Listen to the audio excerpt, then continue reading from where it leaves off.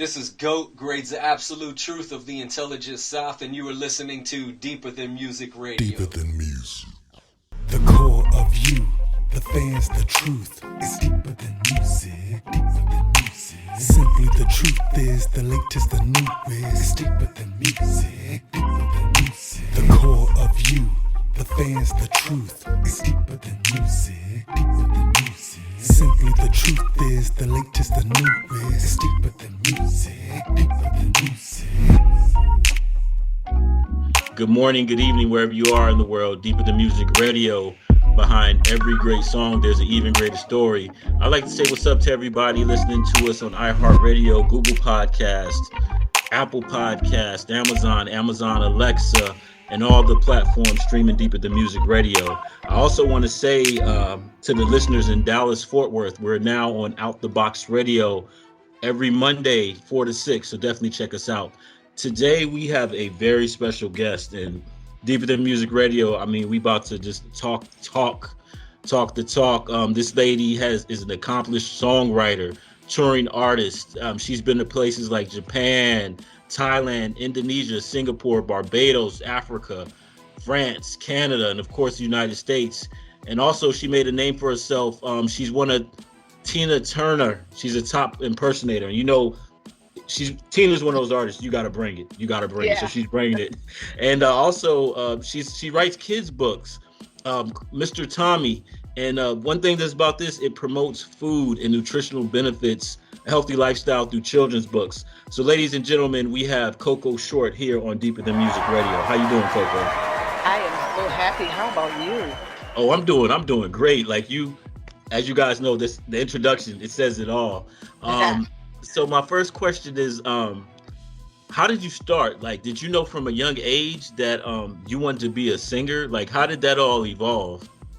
Yeah, it's amazing. When I was a little girl, I used to watch Shirley Temple. Oh, okay. Are you familiar with that? And yeah. I used to say when I got older, I was going to be a black Shirley Temple. Yeah, you know, I'm good shit lollipop. Okay. Yeah, so I used to go out on the front porch and tap dance and sing, and I used to sit in my room on the end of my bed and try to write songs, you know, and my mom is in the music business. She's a gospel singer. She's still playing the piano at 84 right now at her church. Yes. So she was a big influence for my life. And from that point on, I just began to audition for everything I heard about. You know, I stayed in a choir. You know, I did everything pertaining to music. And I just began to write on my own, you know.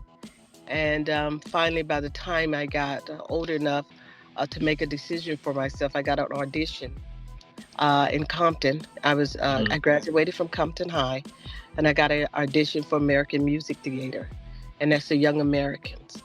And I went for that audition to Petoskey, Michigan, and I got it. So I became singing on Broadway. I was number 12 on Chorus Line on Broadway, you know, and doing all the beautiful Broadway shows.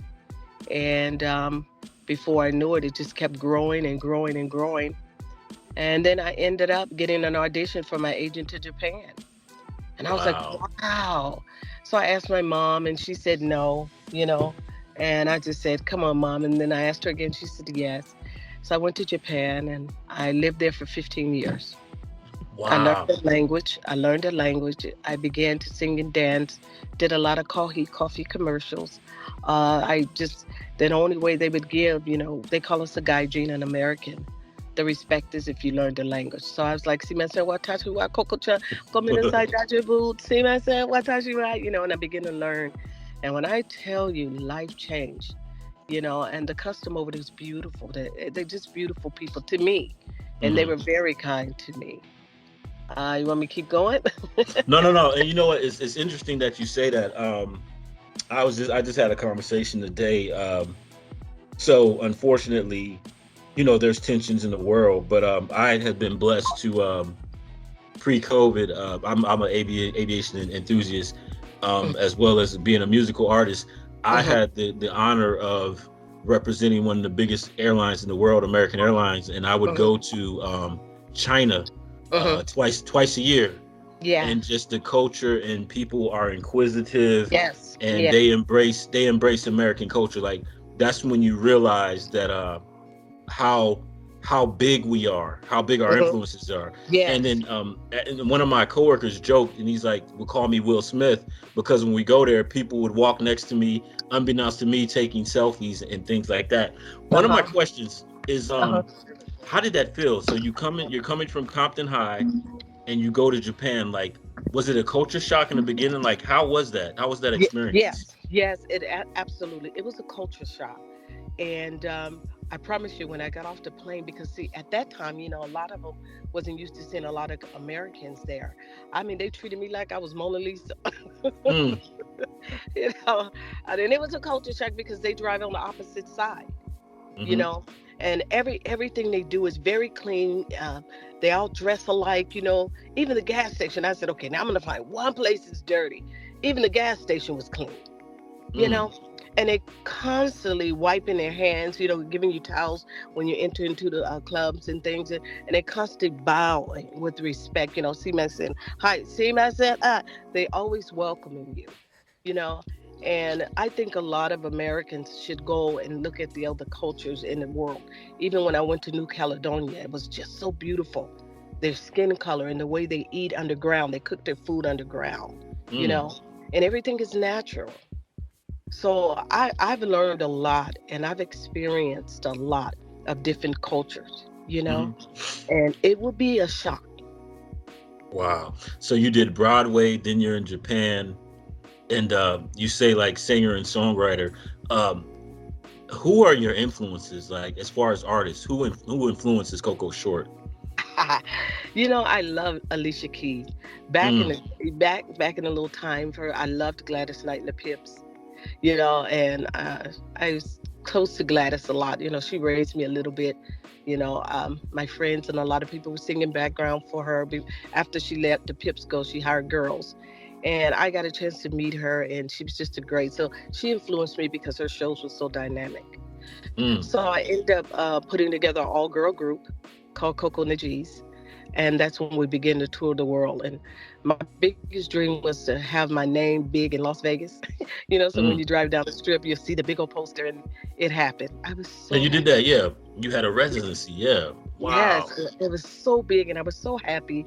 And I began to just go into the Tina Turner impersonation, and boy, I was working everywhere. I mean, I was so blessed. Everybody, I was doing all the racetrack shows, all the big shows for Tina Turner. Hmm. And it was a great experience. But I would always let it be known that I'm not Tina Turner. I'm Coco Short formerly because I studied her. So I Hmm. made sure all my sounds and everybody know that this is not Tina Turner, but I studied her.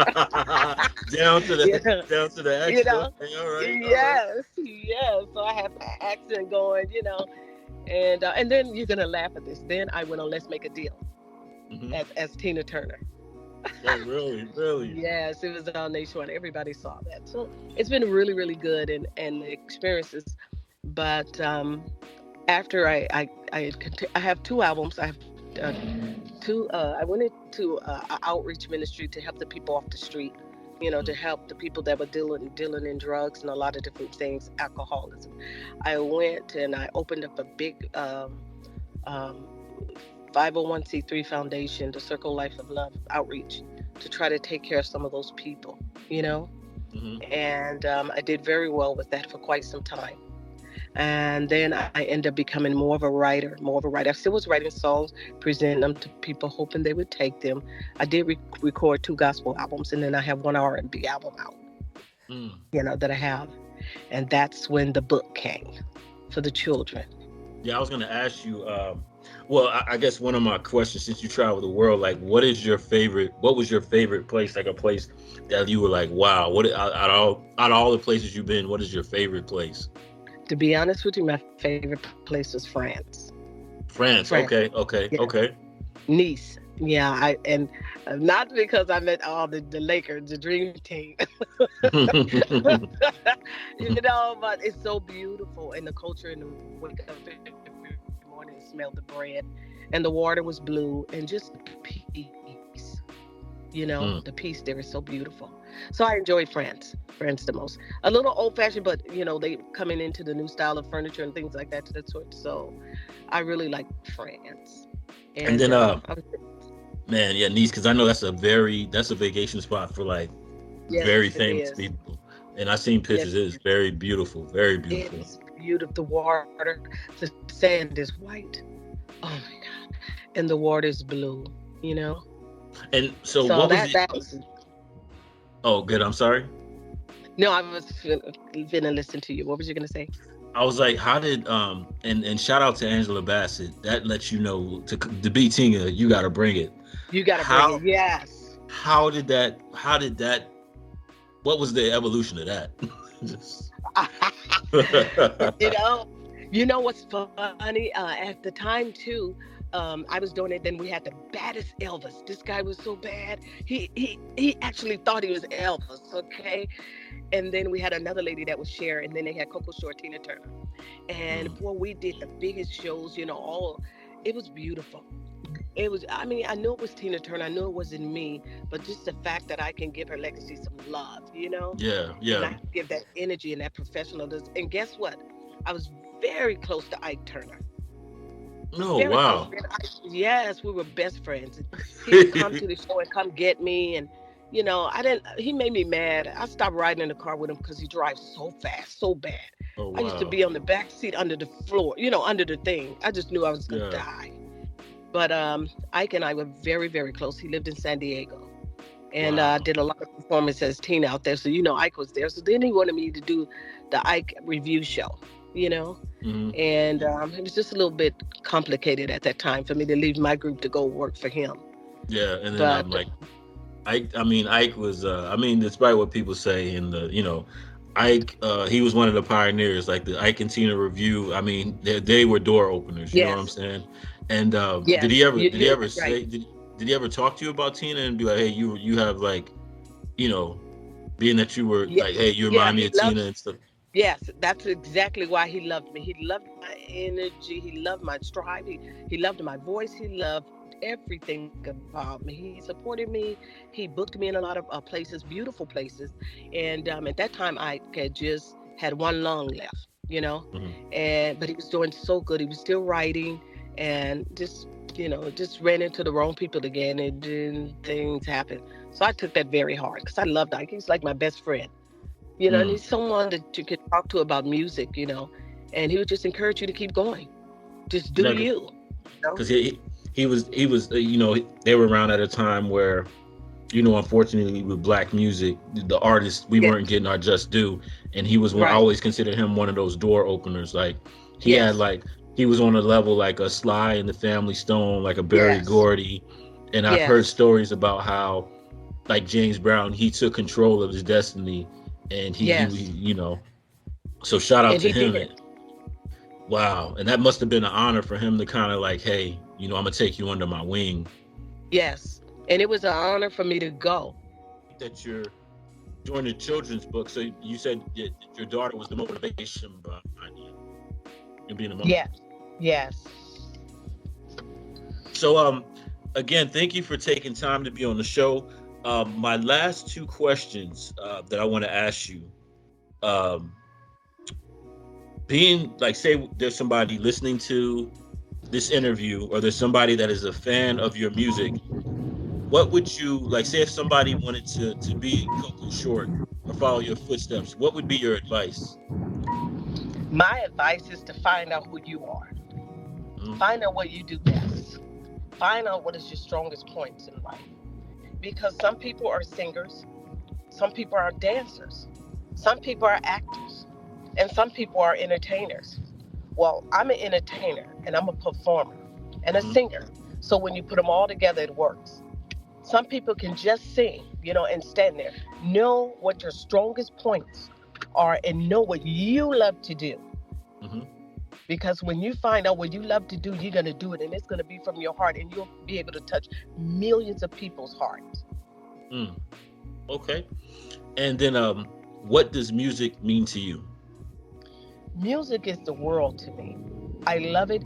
I love what it does to your life. Different styles of music, different lyrics and music change your life. It changes your mood. It encourages you. It empowers you. It motivates you, and it gives you joy, and it makes you want to dance. Because I'm a dancer. Gotcha. Yeah, I yeah, yeah. love to Okay. dance.